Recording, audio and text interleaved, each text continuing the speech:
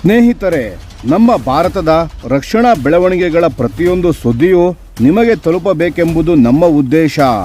ನಿಮ್ಮ ಒಂದು ಸಬ್ಸ್ಕ್ರೈಬ್ ನಮಗೆ ದೊಡ್ಡ ಪ್ರೋತ್ಸಾಹ. ದಯವಿಟ್ಟು ಸಬ್ಸ್ಕ್ರೈಬ್ ಮಾಡುವುದರ ಮೂಲಕ ಪ್ರೋತ್ಸಾಹ ನೀಡಿ ಎಂದು ನಿಮ್ಮಲ್ಲಿ ಕೇಳಿಕೊಳ್ಳುತ್ತೇವೆ. ನಮಸ್ಕಾರ ಗೆಳೆಯರೇ, ದೇಶ ಪ್ರೇಮಿಗಳೇ, ನಮ್ಮ ಕನ್ನಡ ಡಿಫೆನ್ಸ್ ನ್ಯೂಸ್ ಯೂಟ್ಯೂಬ್ ಚಾನಲ್ಗೆ ಸ್ವಾಗತ ನಿಮಗೆ. ಸ್ನೇಹಿತರೆ, ಭಾರತದ ವಾಯುಪಡೆಗೆ ಮುಂದಿನ ದಿನಗಳಲ್ಲಿ ಒಂದು ಅತ್ಯಂತ ಶಕ್ತಿಶಾಲಿ ಯುದ್ಧ ವಿಮಾನ ಸಿಗಲಿದೆ. ಅದೇ ರಫೇಲ್ F-5 ಮತ್ತು ಈ F-5 ವರ್ಷನ್ನಲ್ಲಿ ಒಂದು ಬಹುದೊಡ್ಡ ಬದಲಾವಣೆ ಬರಲಿದೆ. ಅದೆಂದರೆ ಈಗಿನ ರಫೇಲ್ನಲ್ಲಿ ಗರಿಷ್ಠ 4 ಮೀಟಿಯರ್ ಮಿಸೈಲ್ಗಳನ್ನು ಹೊತ್ತೊಯ್ಯಬಹುದು. ಆದರೆ F-5 ಬಂದ ಮೇಲೆ ಅದು 6 ಮೀಟಿಯರ್ ಮಿಸೈಲ್ಗಳಿಗೆ ಏರಲಿದೆ. ಇದು ಕೇಳಲು ಸಣ್ಣ ಸಂಗತಿ ಅನಿಸಬಹುದು, ಆದರೆ ಇದರ ಪರಿಣಾಮ ಯುದ್ಧ ಭೂಮಿಯಲ್ಲಿ ಅಗಾಧವಾಗಿದೆ. ಈಗ ಮೊದಲು ಅರ್ಥ ಮಾಡಿಕೊಳ್ಳೋಣ ಈ ಮೀಟಿಯರ್ ಮಿಸೈಲ್ ಎಂದರೇನು ಅಂತ. ಮೀಟಿಯರ್ ಎನ್ನುವುದು ಒಂದು ಬಿಯಾಂಡ್ ವಿಜುವಲ್ ರೇಂಜ್, ಅಂದರೆ BVR ಮಿಸೈಲ್. ಶತ್ರು ವಿಮಾನ ಕಣ್ಣಿಗೆ ಕಾಣಿಸದ ದೂರದಲ್ಲಿದ್ದರೂ ಸಹ ಅದನ್ನು ನಿಖರವಾಗಿ ಹೊಡೆದುರುಳಿಸುವ ಸಾಮರ್ಥ್ಯ ಈ ಮಿಸೈಲ್ಗೆ ಇದೆ.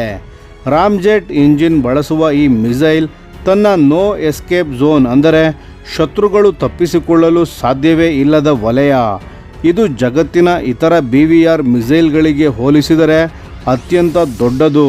ಹಾಗಾಗಿ ಈ ಮಿಸೈಲ್ ಒಮ್ಮೆ ಬಿಟ್ಟರೆ ಶತ್ರುವಿಗೆ ತಪ್ಪಿಸಿಕೊಳ್ಳುವುದು ಬಹಳ ಕಷ್ಟ.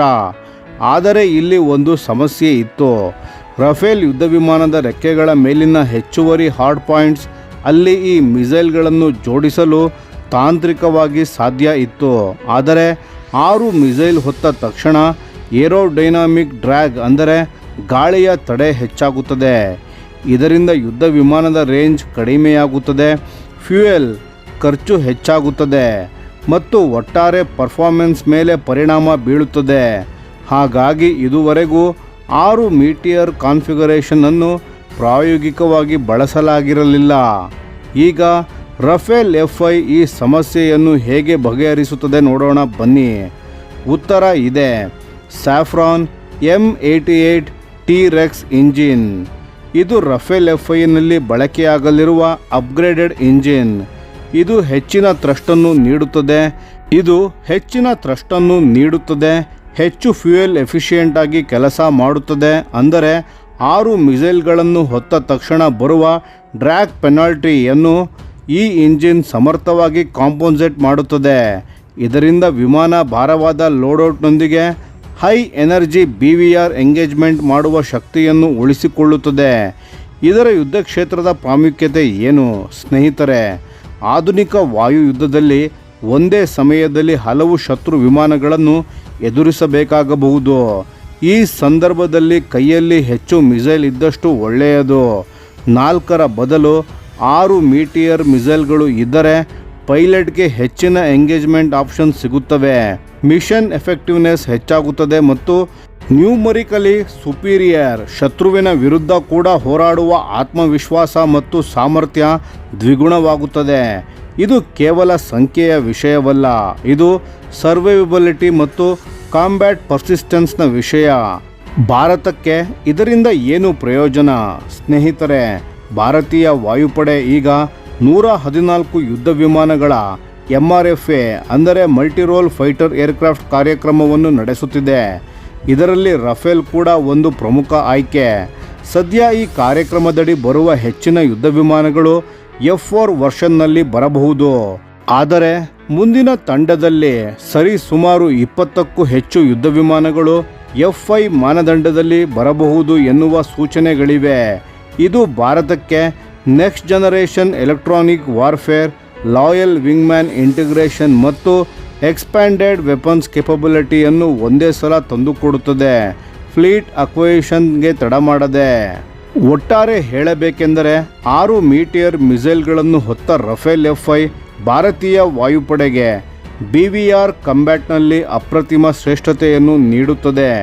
ಶತ್ರುವಿನ ಹೈ ವ್ಯಾಲ್ಯೂ ಏರ್ಬಾರ್ನೆ ಅಸೆಟ್ಸ್ಗಳ ವಿರುದ್ಧ ಕಂಟೆಸ್ಟೆಡ್ ಏರ್ಸ್ಪೇಸ್ನಲ್ಲಿ ಭಾರತ ಈ ವಿಮಾನದೊಂದಿಗೆ ಫಸ್ಟ್ ಶಾಟ್ ಫಸ್ಟ್ ಕಿಲ್ ಸಿದ್ಧಾಂತವನ್ನು ಇನ್ನಷ್ಟು ಪ್ರಬಲವಾಗಿ ಅನುಸರಿಸಬಹುದು.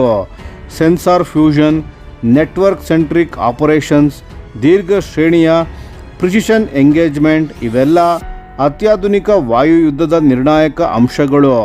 ಮತ್ತು ರಫೇಲ್ F-5 ಆ ಎಲ್ಲ ಅಂಶಗಳನ್ನು ಒಂದೇ ವೇದಿಕೆಯಲ್ಲಿ ಒಗ್ಗೂಡಿಸುತ್ತದೆ. ಹಾಗಾಗಿ ಸ್ನೇಹಿತರೆ, ರಫೇಲ್ F-5 ಭಾರತಕ್ಕೆ ಬರುವುದು ಕೇವಲ ಒಂದು ಖರೀದಿ ಅಲ್ಲ, ಇದು ಭಾರತದ ವಾಯುಶಕ್ತಿಯ ಮುಂದಿನ ದೊಡ್ಡ ಜಿಗಿತ.